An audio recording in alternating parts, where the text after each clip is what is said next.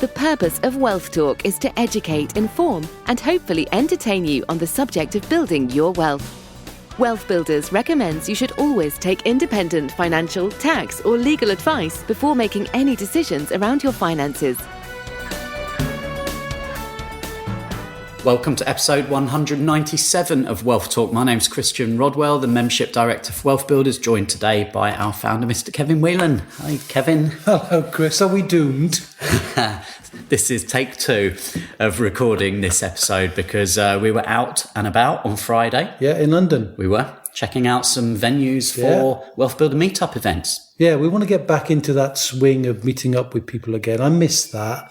I miss the kissing of cheeks and the clinking of glasses and the shaking of hands. I miss that, Chris. I want to get that back soon. I think we've got a nice venue lined up, right? Yeah, so details coming within the next week or two, and make sure... But we will be going to other parts of the country as well, right? Oh, of course, yes. No, we're going to kick off with a London event first, and then we'll be coming to other cities across the UK and already putting those plans in place as we speak. So make sure you are subscribed to the Wealth Builders mailing list. We send out our newsletter every Wednesday, so the dates will be announced there, and also in our Facebook group. So just head to Facebook, search for Wealth Builders, join our group, and you'll be notified very soon. Yeah, okay. Looking forward to that. So yeah, likewise. And of course, this is number 197. It is, yes. Last week I had a little slip up. Anyway, let's move on and focus on our guest today. So really good to bring another of our Academy members to the podcast. As someone who joined us as a founder member, actually, just coming up 5 years ago. And Andy Labrum is our guest today. And Andy used to work in the police force. So, he had quite a shock to the system, and he'll talk all about that when he left the force and, looked at the corporate world and was able really to take a lot of the skills that he'd learned from his own transition, and is now helping many hundreds of people who are in the force and perhaps looking for alternative ways to change career. Well, I think it's a very impressive thing that he's doing. And he signposts the fact that he got connected to a good guide. I think that was you, Chris, way back. Mm-hmm. So he sings your praises a bit. But there's some very interesting lessons to pull out of that. And I guess we should listen to him soon. But I do like to just add to the point that so many people, when they making transitions in their life, have a real challenge with a loss of identity. And this is true of anybody, and particularly we recently had a new core meeting, didn't we, for our new members in the WealthBuilders Academy, and a number of those people were saying, hey, I'm new, and I'm saying, you're not new. The fact that you might be new to the WealthBuilders Academy, you bring an incredible amount of value already stored up in your life's work, your life's experiences. And I think it's important to highlight that nobody's a newbie. Everybody's got experience of doing something. And Andy, I think he had some doubts about where he was going to take this idea. And I'm very pleased to hear that he's made some great successes from that.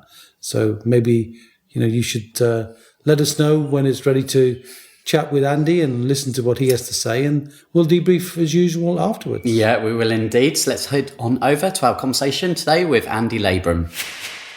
Andy, welcome to Wealth Talk today. How are you? Yeah, really good. Thanks, Chris. Great to be here and very honoured to be invited. So thank you for that. Oh, it was always coming, Andy. We were just waiting for the right moment, weren't we? You've been a busy man recently, and we're going to hear all about that today. So we first connected quite a few years back, 2018, I think. So, I've been privileged to see your journey, and we'll be going through our recurring revenue roadmap today and find out what steps you've taken since joining Wealth Builders to start building multiple streams of income across the different pillars. But let's take it back. Let's take it back, Andy, to, kind of where you were. So before you were a multiple business owner as you are today, what were you doing kind of 10 years ago? Where were you then? Yeah, that still sounds ridiculous when you say that, to be honest. It's because I never really saw myself as anything like this. But it's so 10 years ago, I was still in law enforcement. I was sergeant in the police, and so yeah, I was sort of coming up towards the end of my service, and I had really no idea what I was going to do and what my next steps were going to be. I'd been in law enforcement since about the age of 18. And prior to that, I worked at Tesco's, and that was about it. So, I didn't have a degree or anything like that at all. And I left school with 4 U's. So I had absolutely no idea what I was going to do post-policing. And then retired from the police after doing my full 30 years in early 2015. And I felt very, very lost. I didn't, I'd lost my sense of identity. That's all I'd ever known. And sort of lose touch with a few mates and that sort of thing as well. So I was very, very lost, but managed to get into a project management role, and then from project management, I then moved into something called business change, and I was working in the corporate world and really enjoying it. But I think leaving policing, because it was so restrictive, it was very, very controlling. It just gave me an opportunity to start thinking a little bit more about what I could potentially do. And the other thing I was very conscious of as well was that, I had a good pension from policing. So I was a sergeant, and I've been doing it a long time. So I was very, very lucky, very fortunate, and had a good pension from it. And I'd been paid out with that pension. And I'd pretty much blown it. We'd invested in the house, and we lived in a very old cottage. And so I put money into the house to update it, and took my family, Claire and the kids to Disney World, and had sort of 3 weeks over there, trip of a lifetime, all that sort of stuff. And suddenly realised that something that I'd spent 30 years working towards was disappearing very, very quickly. And I had no structure, I had no knowledge. I was literally, just going from one career straight into another career at the age of 48, 49. And no security in any way, shape or form. So that was really where I was at sort of 10 years ago, and moving into, the last few years, really, I guess. So when you were at that point then, Andy, can you remember what were the first steps you started to take to kind of, I guess, look forwards at what else you could do? Yeah. Well, I think I'd always had this entrepreneurial spirit, and there'd always been something in me that thought, I wonder what I could do, and sort of how far I could go. So, which is one of the reasons why, I wanted a career post policing, but also from an entrepreneurial perspective as well. I sort of dabbled in the 90s. I've dabbled in multi-level marketing and just sort of, just self, self-improvement and these sort of things as well. A lot of, listening to tapes and reading books and this sort of stuff. And so it had a bit of an impact, but I hadn't really done anything with it until, I guess, around about 2018. And I felt like I was back in a hamster wheel, really. And, I'd gone from one long-term career, and then I was going to move into another career I'm not really sure about what I was going to do. So I started listening to a podcast called Escape the Rat Race with some fellow called Christian Rodwell on it. And we ended up having a conversation, didn't we? We did. I remember that. Yeah, me too. Yeah. And it's quite surreal, actually. And when you listen to someone on a podcast for a while and then you actually have a conversation with them in real life, I was a bit starstruck. And, I've got to say, you have had such a massive influence in what I've done since, and obviously WealthBuilders. And, Kevin and Ian, which we'll go into in a little bit later. But, I feel incredibly lucky to have come across you. And WealthBuilders came just at the right time, and you and I having that conversation. And if you remember, at that time, I'd been outside of policing for a while, and I'd got a reputation for doing okay. I was doing outside of policing, I was doing quite well, and so people got in contact, and people that I used to work with saying, "Look, can you give us a hand?" And I'm thinking of applying for a job, or I'm retiring. Can you give us a hand? So I helped with CVs and interview prep and that sort of stuff, and had some success through that. But never really thought of that as anything more than just helping a few mates. And it wasn't until you and I had that conversation to say, well, and we did some work around Ikigai and some other areas as well to sort of try and identify, what I like doing, the areas that I'm strong in. And that came up as, have you thought about doing this on a bigger scale? And it was really that conversation with you that really pushed that. Yeah.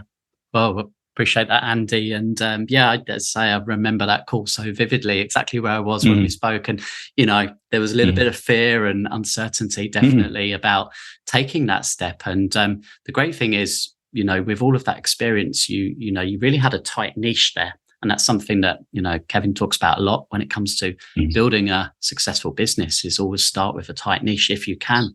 And yours definitely was very targeted. So we'll hear more about kind of where that led, I suppose. But you mentioned, obviously, you joined us in WealthBuilders when we launched. That was around about 2019 with the Academy and with the founder members. And I guess we've always got to think about what's the why, what's the end goal. Did you have any kind of anything driving you, that was deeper, that, you talked about, obviously the pension was, sort of dwindling quite quickly. Would you say there was any other catalyst that was a determining factor at that time? It was very much based around my circumstances and realizing all of a sudden that having had that long-term career, and, I'd got to the point of that pension, that I was back on like I said earlier, I was back on that hamster wheel again with no end in sight. And what I wanted to do was, to be able to really develop a lifestyle and some security and some income. I'm getting older. I'm sort of, I'm well into my 50s, and I didn't want to be working forever, and particularly for working for someone else. And I think, the shackles were off, and for the first time in my life, I actually felt that, I could potentially do something very, very different. And so that there were no specific catalysts. I didn't have any life-changing events or anything like that at all. There was nothing specific, but it was very much a realization of, right, this is it. And actually, I've only got maybe 20 years of working left, and I don't necessarily want to work for the next 20 years doing what I'm doing. I'd rather, if I'm going to work, I want to be my own boss and actually look at ways of bringing in income from different streams and just try things differently, be more entrepreneurial, be more creative. And this thing that had been in me for years and years and years, but I'd never been able to really do anything with. And that's really how it came about. And so from a timing perspective, it was absolutely perfect for me. I can imagine a lot of people listening now, Andy, will be nodding their heads and thinking, yeah, the same thing. It's like, I know I want to do this. I know I've got it within me. And if I don't do something about it now, it might never happen. And unfortunately, a lot of people let that moment pass by and then look back with some regret. And you're a shining example, as we're going to hear, of if you take action, what's possible. So let's, before we get into the details of how you started to generate some income and where you began to do that, we have a foundation, we have a process obviously in place, and we've got 3 stages of our recurring revenue roadmap. And stage 1 is all about building confidence. And it's, as I say, putting those foundations in. It's about reviewing money in, money out, but also making sure we've got a firm, watertight roof on top. And that's all about protecting yourself, your family, your assets. Were there any aspects of going through that process, Andy, that you realised you hadn't paid so much attention to? Yeah, just a bit. So the big one for me was that, bearing in mind the type of working environment, I was a sergeant on the firearms team, in sort of quite confrontational roles and very front line for almost all my service. And it wasn't until sort of conversations with you and obviously listening to the, to the podcast and doing the modules that I thought, actually, I probably need to get a will in place. So, it was actually after I left policing and joined WealthBuilders that I actually got a will in place. So it's those little things, LPAs, lasting power of attorneys, those sort of things as well, we're making progress on.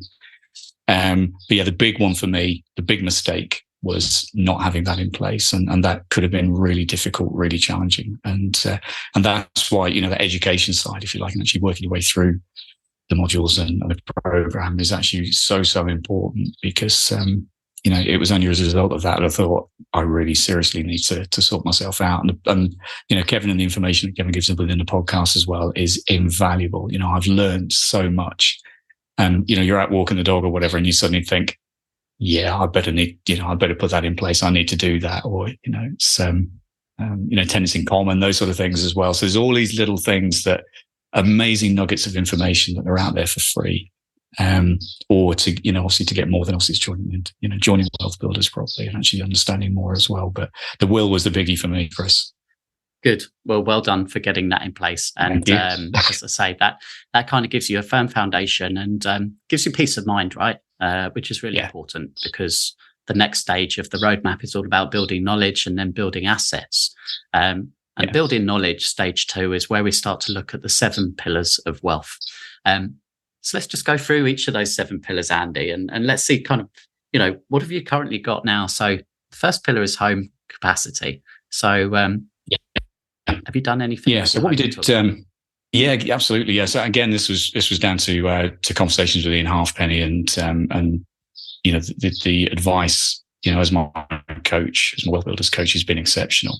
And so we actually used some of the equity in the house, and we've bought a property as a result of that. We're looking at a second as well. So and that's been great. That was the learning that we picked up from that as well. And having him there as that point of reference and being able to use his guidance and expertise was absolutely invaluable. So home capacity was certainly one that we've used so far.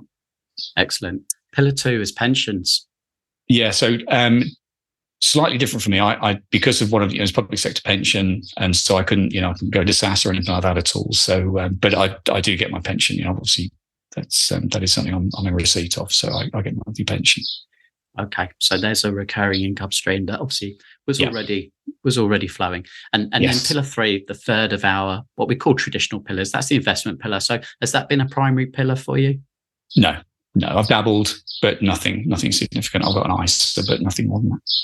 Okay, so then we move into pillars 4, 5, 6, and 7, and this is where the exciting pillars. This way you can have more control. You can get really good returns on your money. So property portfolio is pillar number 4. So have you been able to build anything within this pillar, Andy?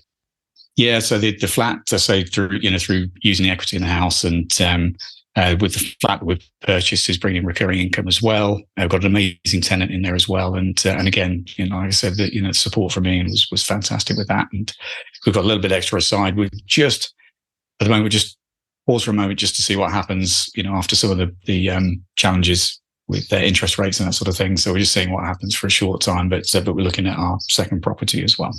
So pillar 5 is business. This is where things really start to get exciting. So tell us about what activity has been happening here. Yeah, certainly. So basically as a result of the conversation with you that started off with just those first couple of referrals, if you like, people get in touch, and that grew and grew very organically. In 2019, I created a limited company called Blue Light Levers, which is specifically to help coach and mentor and guide and inspire people from the emergency services to find new careers. And whether that's on retirement or whether they're disillusioned and they want to move on, whether it's that better work-life balance. And that has grown. Well, it's grown staggeringly, to be honest, to the point where back in April, we held a big expo up in Birmingham with some exhibitors and keynote speakers, and we had the whole of the Millennium Point at Birmingham. Extraordinary event, terrifying but an amazing event, and we've got a community of over 10,000 people, and it would actually be a lot more than that, but we're really strict about who joins it. So we turn away around about 40% of people who ask to join that group because we keep it really safe and secure. I've got a podcast as a result of that as well. And then all this time I've also been having a day job. So I've still been full-time in day job as well. So it created Blue Light Levers and sort of built that on the side. And we'll go into some other parts of that as well shortly. But at the age of 48, I'd always wanted to be a drummer. I saw Queen play live when I was a kid. And Roger Taylor was my hero. I always wanted to be a drummer, but because of being, working shifts and weekends and stuff like that, it's just impossible to do that sort of thing. So when I left policing at the age of 48, I picked up some drumsticks and never had any lessons, but ended up playing in a covers band. I'm probably not the best drummer in a band even, but it doesn't matter. I don't care. I'm still playing. So, So yeah, that's great. That's grown as well, So we do weddings and parties and lots of pubs and things as well. So that was a bit of a lifelong ambition. But the place that we used for our rehearsals AudioWorks rehearsal studios, during COVID closed, and was actually going to close fully. And it was such an amazing space. It had a fantastic reputation across the town anyway. And, the equipment and everything else was there. And so I spoke to the guy who was looking to close it up and made an offer. And initially he said no. So I made a slight counter, or he came back with the counter offer. And so I spoke to Claire about it, my other half. And we thought, let's just give it a go. It'd been running for 11 years. It had a fantastic reputation, as I said, and everything was there. So we literally bought it. This was October 2020, thinking that COVID will be done and dusted by March 21. Of course, it took another year. So that was an exciting period. But at AudioWorks, there was a mezzanine floor that was just used as a bit of a junk room, and it was very labour intensive. You had to be there. You had to open up. You had to set the rooms up, take payment, and everything was very manual. And with the upstairs mezzanine floor, I thought, okay, well, that will make a fantastic office space. So converted it, put a new ceiling in, amazing lighting, sort of LEDs, desks, TV on the wall, carpeted, heating. And within a very short period of time, rented that out to a local charity at a really good rate, for them, because that was something I was very, very conscious of, and I wanted it to be for the right reasons. And so they have their own space. So now that's used every day during the daytime. And the studio itself, I've put processes in place now where everything is systemized. So it doesn't actually need any staff, other than one guy who's amazing called Clinton, who goes in, he does the cleaning up and setting up for the next day. But I've put systems in place where the booking is all completely automated. They get an automated text message that gives them an automated changing door code. So they tap in the door code to get in. There's a pay station at the desk. So they pay by card and they can split the bill and everything else, when they use it as well. So everything's automated. That's completely hands off now. And it took about 15 months. And again, I was still working full time in a really intense, I was head of modern workplace technology for a particular organization. It was a really intense job. And I would literally finish at 6, 7 o'clock. And I would have to just grab a ready meal, hurtle straight over to AudioWorks, open up, set up, put everything in place, stay there all night, set it for the next day, lock up, come back, get up for the day job the next day. And that was about a year, 15 months before we were able to get all of the systems in place that made it completely hands off. But it is completely hands off now. And that does bring in a really nice recurring income as a result of that. It did take some time and effort, and it took some investment, but it was more than paid for itself. So that from it was, and it means I could store my drum kit and they're not at home. So Claire's happy as well. So that was great. And that came as a result of playing in the band, as I say. So there's lots of different things that lead on to something else with Blue Light Levers, and then AudioWorks, and obviously the property as well. Yeah, brilliant. So two good businesses there. And the next pillar is intellectual property. So certainly for Blue Light Levers, you already touched on the fact there that you've got a podcast now, you've got your Facebook group, you've created courses, you're running a membership program. So you're really building a brand there, a personal brand and a company brand, a product brand.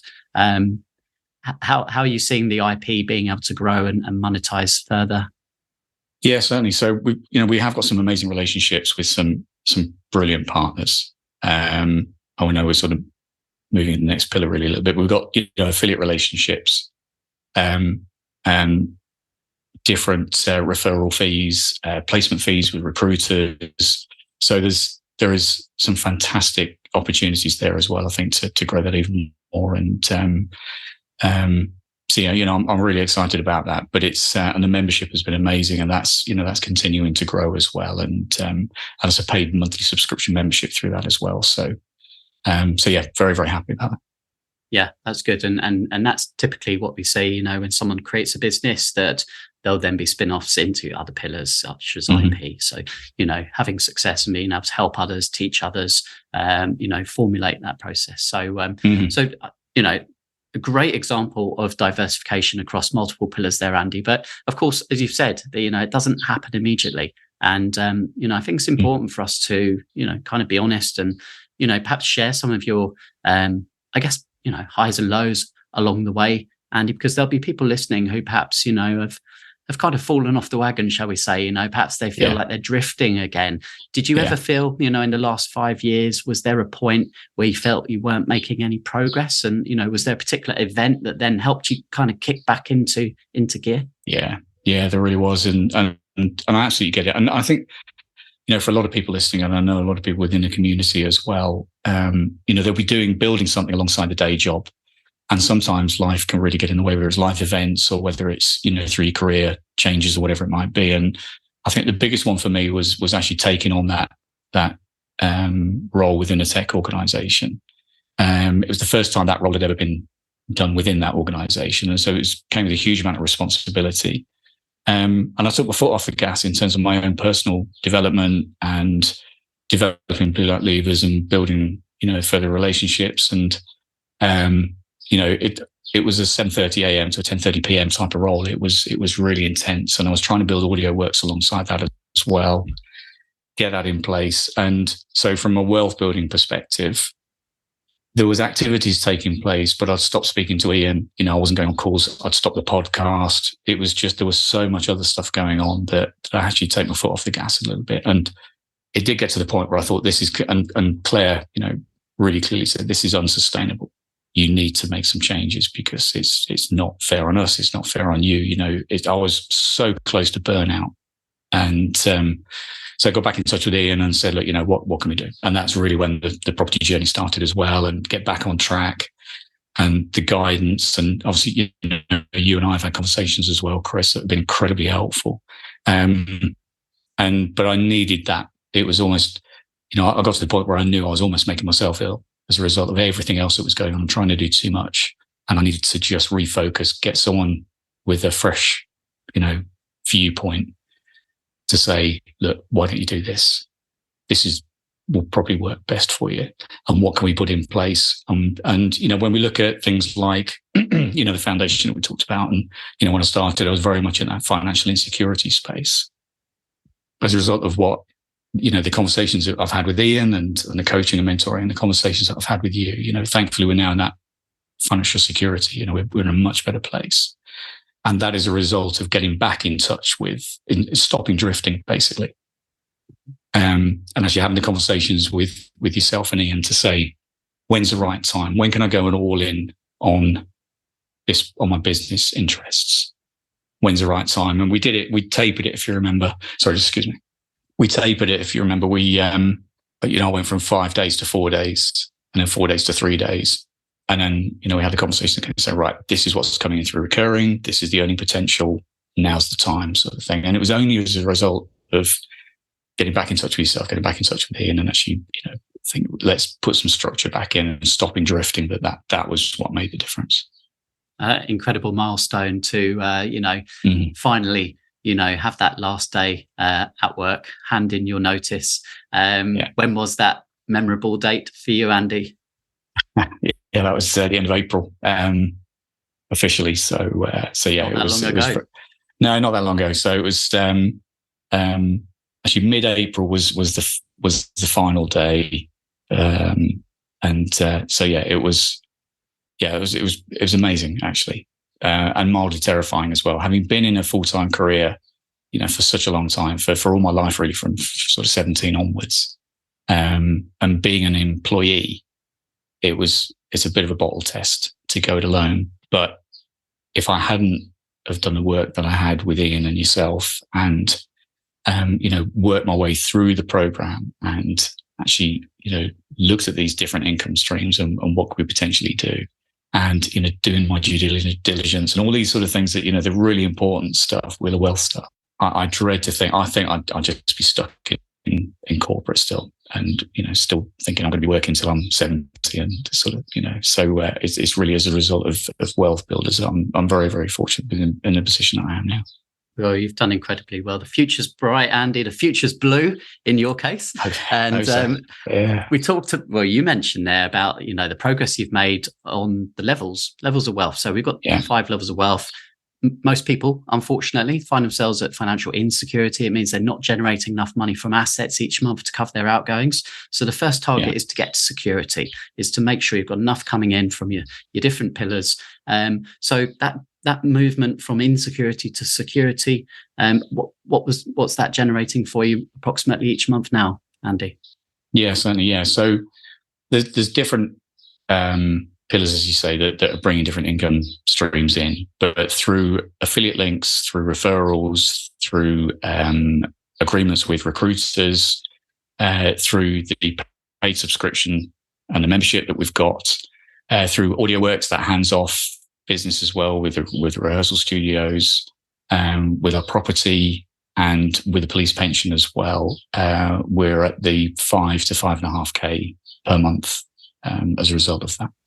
Yeah, I mean, that's absolutely brilliant. And, that's within about 5 years. And as you say, you had periods where, it is.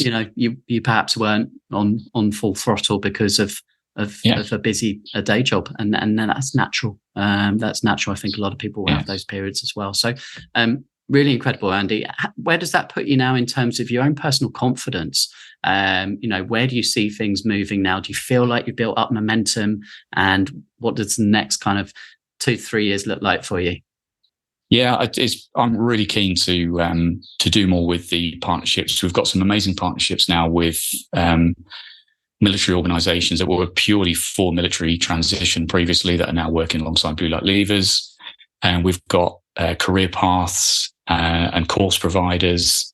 There are so many opportunities in terms of people who feel like they are completely institutionalized and really under the cosh. And we're now able to offer people, like I say, those complete career paths and into organizations, retraining for free, even getting paid while you train, all these amazing opportunities through these other joint ventures and partnerships. And for me, it's going to be more of the same. It's going to be, let's develop more of those, get more formal agreements in place. Obviously, we're looking in terms of property as well, of buying a second property as well. AudioWorks is as it is. It just ticks over nicely with it's completely hands off, and looking to really grow the membership as well. I think there is for a low cost, low fee, no tie-in subscription. People have amazing content. They have the ability to ask questions from people who've been there and done it, and live calls and all this sort of stuff. So it's there's a lot to do. We had the expo, as I said, up in Birmingham at the end of April 23, and we're already talking about next year. Initially, if you'd asked me beforehand, would I do it again? It's not a hope in hell. But having done it, and the feedback that we had has just been extraordinary from both exhibitors and from people who attended as well. So we'll be doing another expo event. So, developing the community. The community is such a huge part of it. And I know, it's really important for you as well. But, developing that community, that safe place for people to be, and to be able to offer them opportunities and give them, there's so much free guidance and support. And there's paid support and guidance depending on what people need as well, different levels as well. So it's developing those relationships, those partnerships, and IP as well. There's other things I want to do in the IP pillar as well. Yeah. Well, I'll just pick up on that point, Andy, to finish things off and say, from an outsider looking in, right, and having seen you start the Blue Light Leavers Facebook group and build that community from, a handful of people to 10,000, which you have today, it's single-handedly down to your leadership. And you have been religiously in that group, day in, day out, helping people absolutely, unequivocally, just giving of your time, of your experience, making sure any bad eggs that slip in are quickly thrown out. Any comments that perhaps don't fit the rules of the group, you're on it.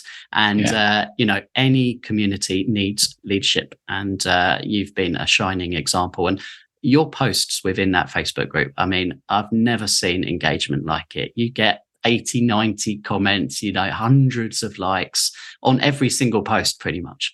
It's just through the roof, and you're still showing up, day in, day out. And testament to you, Andy. That is why you are where you are today. And, I know the people, all of your members within your group, in your community, really, really treasure having you there to help them. So continue to do the great work that you do. And I hope today's podcast will spread that word to a few more people that will come and seek you out. So where should they head, Andy, if people want to find out a bit more about Blue Light Levers? And certainly. Thanks for that. Yeah. And it's really important though. It isn't just me. We are where we are because of the guidance and support that you've given, Chris, and Ian's given, and Kevin as well. I've got to reiterate that because, from a family perspective and from, legacy for the kids and all these sort of things, it's as a result of conversations with you and have you tried this and what about this? And, that is, we are where we are because of the conversations and the relationships that we build through WealthBuilders. And, I am leveraging as well. So I've got, PA and a VA and some other people are helping now as well. And so it's not just down to me. That it's lovely being there, and it's great that you said that, but there's a lot more behind the scenes that makes it what it is. And it's a lovely position to be in, to be able to signpost, help and support those that really need it, who are under the cosh, and many of whom are really struggling with PTSD and a lot worse. So if people want to find out more, then we've got bluelightlevers.com is the place to go. And we're on social media. We've got a private Facebook group as well called Blue Light Levers, and a business page there as well. And there's loads of free resources on the website. And obviously there's a Blue Light Levers podcast as well, which is across all podcast providers. So it'd be great to see people there as well. Yeah, great. Keep up the good work, Andy. Great to have you on today. We'll catch up thanks again so much, Chris. Yeah, lovely. Great to meet you. Thanks so much, mate. Okay, so you can tell Andy and I go back a little bit there, and it's just been great to see Andy's rise over the last few years, and really following the Wealth Builder principles, building recurring income across multiple pillars. That's what we teach, diversifying. So you're never reliant on one source of income. And of course, when you're coming from a job, or, anyone listening now who's working 9 to 5, and that one source of income is precarious, is not secure. Well, similarly, in a business, most business owners are trading an income stream for a service or a product. So they tend to rely exclusively on that. And I'm speaking, what day is it today now? Monday. I'm speaking on Wednesday at an event which is all about business owners and how they can create streams of income in addition to what they're doing now. So I'm delighted to be invited to speak at that. But business owners fall into the same trap of often relying extensively and in some cases exclusively on a single source of income. So it was so pleasing to hear Andy talk about the importance to him of diversification. And good on him that he didn't try and tick all the 7 boxes in one go, but he did touch on pretty much most of the pillars there, Chris. He did, yes. And I think IP is an interesting one, isn't it, Kevin? It often takes time for someone really to, I guess, identify the value of their intellectual property. And Andy, as you say, he had experience there, and he's been able to now build different income streams from that IP. So podcasting, from a Facebook group, from creating courses, but building that identity, him as his personal brand, but also now this company brand with the Blue Light Levers community that he has. Oh, what a great name. I love that idea that he can help people bridge a gap. And this is the essence of wealth building, Chris. I mean, there's a distinction I'd like to make here. I think I might have made a similar distinction, but perhaps not quite as narrow, when I talked about the 100-year life. And that more and more of us are living longer and longer and longer. And that means there are going to be many transitions in our life. So going through different transitions means you can sometimes spot, well, as times are changing, as circumstances are changing, as tax rules are changing, as politics are changing. I mean, crumbs, we've seen a lot of that. What did we have last year? Was it 4 chancellors, 3 prime ministers and 2 monarchs? All in one year. My goodness me. Unheard of. You've got to look at change and see the opportunities for that change. And Andy's done a great job, and he felt the pain himself as he was transitioning from the police. And I think he had an identity crisis there for sure. And a little bit of imposter syndrome maybe at the start when he was saying, how could people possibly want to pay me for my knowledge and so on. But in the end, he fought through that and has delivered an outcome for other people in multiple ways. So good for him. But look, everybody's creating IP. At the beginning when you have IP, and the reason why I say that is everybody's got it. It's their own intellectual property. Just as David Beckham has his own rights to his images, you have the right to what's inside your head. Now, for the most part, people don't appreciate that. They sell their IP, or in fact, they give it away. There's a principle known as IP plus T. I don't know if I've explained that one to you before, Chris. Sure you have, actually. You're looking like you're not... Okay. So IP is your intellectual property. Mm-hmm. When you sell that on a time for money basis, IP plus T, it means you're giving your IP away to an employer. Okay, right. Right. So the value of your IP, they keep. When you become a business owner, your IP becomes yours. So you've got IP times L, leverage. What's the way you can leverage your IP? Now, of course, it's possible to be an intrapreneur and go to your boss in a company and say, hey, I've got this brilliant idea. Can I get a share of the value that's created? But most people don't do that. It's only when you're forced through a transition when you have to look at that and say, well, now I've got this intellectual property. I used to give it away. What can I now do with that adds value to either a pillar, which could be business, it could be the way you do property, it could be the way you create joint ventures, it could be anything really. But as long as you apply your brain power and say, well, what do I do that's uniquely me? Which means a bit of self-analysis, a bit of introspection. Now, of course, in WealthBuilders Academy, we ask people to do their wealth dynamic, which is all about what keeps them in flow. But I'd also suggest you take time to look at, well, what's your DNA? Who are you? What are your values? What are the things you care about? What are the things you still have dreams and ambitions about? And Andy picked that up, didn't he? He fortunately linked one of his old ambitions about being a drummer into turning that into not just he had enough money to get the old drum kit and then have a place to store the drum kit so he didn't give earache to the missus, but he turned that into a bit of an ambition as well. And I think that's great. Exactly. He bought his own rehearsal studios that he was using and used leverage very, very well in terms of systemizing that business so that it really doesn't require any of his time now and generates a good £1,000 a month for him recurring. Well, exactly. Now, I don't know if you know this, Chris, but I was a drummer in my day. Come on, give us a few tunes. No, I was. I played drums in an orchestra when I was at school. Okay, I didn't know that. And I played drums at university as well in a band. We were shit, and I was not a good drummer, but I could play. And, my kids often will tell the tale of me always sort of tapping my fingers on the steering wheels. I took them to school, and my wife says, stop tapping. She says to me, because I'm always giving it a little bit of drum flair. Bit of a Phil Collins fan. Well, yeah, and I don't have a drum kit anymore, but I do like a good drum riff, I've got to say. Anyway, good. Digressing, you've got to know what you really like, and he definitely picked up on that and didn't that opportunity to get into not just the drumming and playing, but also to have the recording studio. I mean, that's a find. Yeah. And when those finds come up, it's because you're open-minded to new opportunities, and I think he should be commended for that. Yeah, and there's been other examples of where Andy's brought leverage into play. I mean, with, again, the intellectual leverage there of having already been through a process, moving out of the police force, understanding the corporate world and, how you need to present yourself and create and write CVs.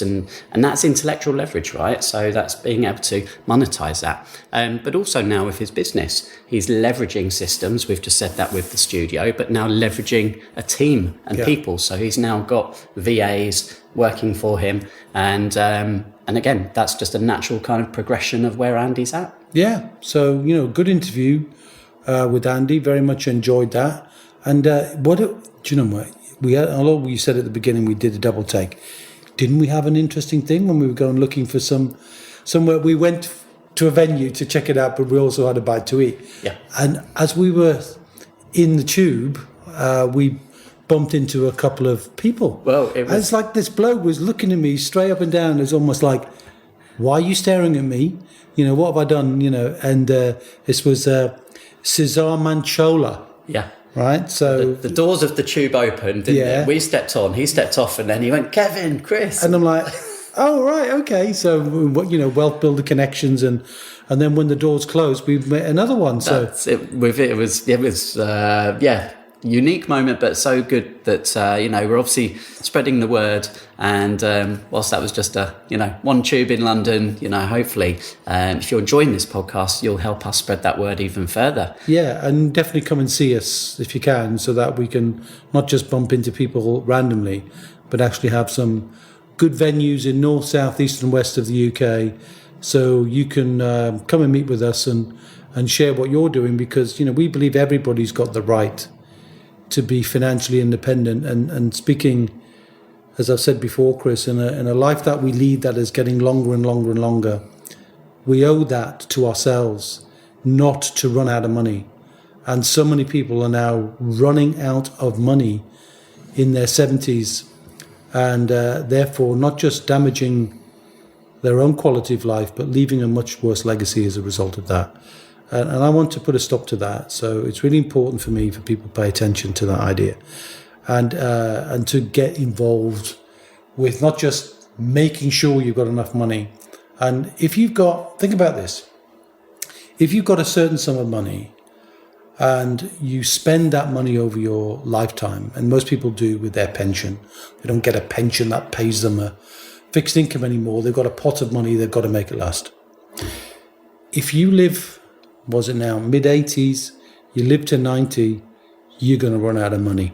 And most people are drawing at twice the level they should do. All the statistics show that. Whereas if you build independent streams of income that will flow whether you're there or not, the money shows up, you don't need to.